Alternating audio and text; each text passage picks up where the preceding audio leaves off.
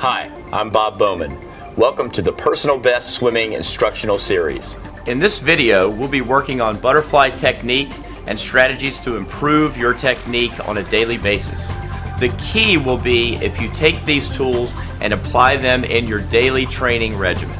Stroke technique is the most important thing in performance swimming. Efficient technical skills matter most when you're racing and competing at a high level, and I think that carries over to every level of swimming.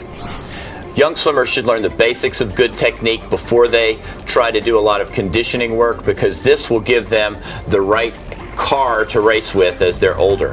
One of the hardest things that I do in my job as a college coach is try to change bad habits that swimmers have been using for years and years prior to coming to school. Today we're going to work on various aspects of the butterfly technique. And when you're working on any stroke in terms of breaking it down, working on the individual aspects of arms, legs, core body movements, it's very important that you focus on getting the skills correct at a slow speed and then gradually work up to using them at faster and faster speeds. It's very important that this work is done correctly, but it's also important to me that it's done with an intensity level, and that's something that takes time to develop. The very best swimmers can perform very good skill level at a high effort level, and that's one of the things I think you'll want to work towards in your swimming, and something that we place a high emphasis on in our program. The key to butterfly swimming is managing all the various elements by using your body core to direct all the movement. One of the things that we found about butterfly today is that we're trying to get a very flat forward motion instead of a lot of undulating up and down movement. And that's one of the things that we're working on most with Michael, to try to plane out his stroke so that he has forward motion more so than up and down. Having said that, the body will play a very important part in tying the arms and the legs together, and I think it's very important that the first thing you do when learning butterfly is to get a good timing between all of the elements, and that's going to be directed from your body core. Of course, Michael's signature stroke is butterfly, and that was the stroke where he had his earliest success on an international level and continues today to be the dominant butterfly swimmer in the world. When I first started coaching Michael and he was 10 years old, he had a slight hiccup or problems in his timing of the stroke. And that was the first thing that we worked on, trying to time the breath properly with the stroke, trying to put the head in a proper position when taking a breath, and just trying to get overall a more smooth stroke instead of something that was choppy.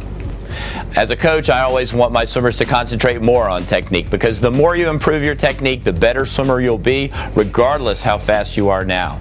And that's an area that I think Michael can still improve on. He can still, even as the world record holder in butterfly, do a better stroke, which will allow him to go even faster in the years to come.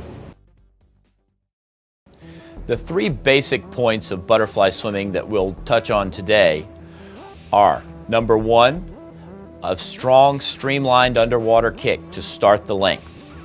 Number two, a straight arm recovery which sweeps over the water in a forward direction.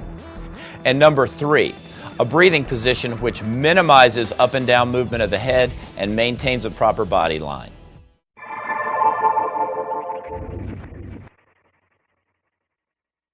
It's very important to start each length of butterfly with a strong, streamlined underwater kicking series. For beginning swimmers, you'll start with 2 or 3 kicks underwater, but you should start with some. You should never just push off the wall and come up and start swimming. More advanced swimmers will add kicks to the most advanced level, where you'll be kicking 15 meters off of each wall. This is a tremendous advantage and will help you build speed as you start the length. In butterfly, momentum is critical, and starting with good momentum from the wall will help you reach your personal best.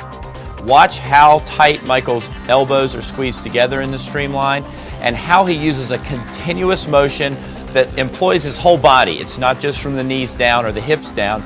It originates up in his chest and carries through the whole body. It's very important when you're doing underwater kicking or any movement related to butterfly.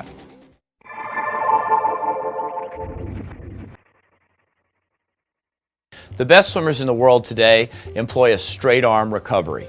This is the fastest way to recover the arms and maximize your underwater potential in butterfly, which is the most important propulsive phase. You want to move through the recovery as quickly as you can without losing speed, and you want to do it with fairly relaxed arms because you're going to try to use all of your force in the underwater phase of the stroke. I believe that Michael gains a bit of angular momentum, or actually forward movement, from the sweeping of his hands and arms forward. And by keeping the elbows straight, you can maximize this ability.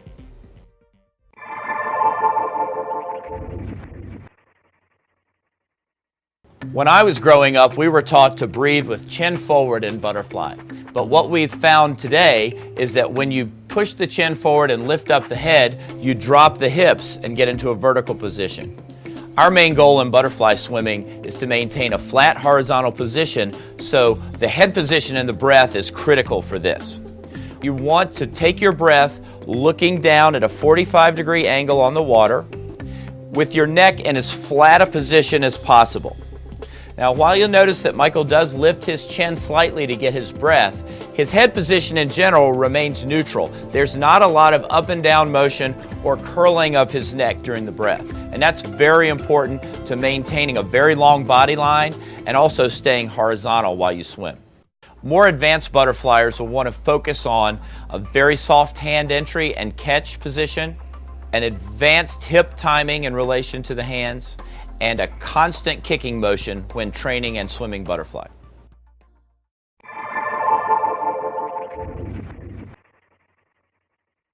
I think it's important that butterfly swimmers place their hands in the water softly without a lot of splash or anything that would upset the onward flow of water that's coming at you as you actually move through the water. One of the things that Michael does better than anyone is he's able to get his hands in without a lot of turbulence and immediately catch the water to start the propulsive phase of his stroke.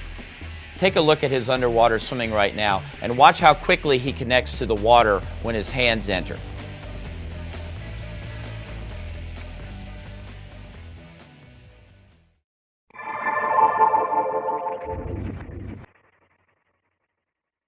The timing of the body in relation to the arms and legs is the critical factor in butterfly swimming.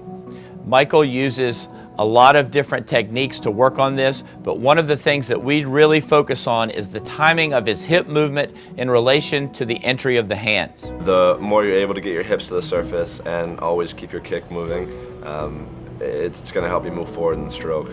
Watch how Michael times his stroke and his hips are at their highest point before his hands get into the water. It's a very good cue to use when you're training, and any swimmer can do this to improve their butterfly stroke.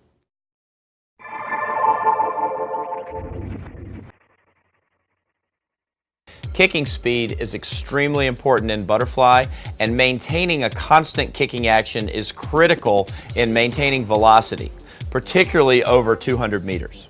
Michael's one of the best kickers in the world, and that is why he is so fast in butterfly. Let's look at Michael's butterfly kicking action. You'll notice that it is continuous and it never has a pause or a break.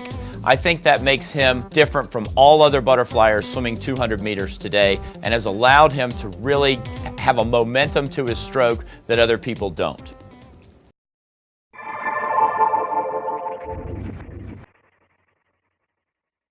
As a coach, sometimes it's very difficult to find ways to transition from drill work to actually swimming the stroke, and in butterfly this is especially true. One of the ways that we do this is by using combination drills, and there are several that we use that employ single and double arm strokes.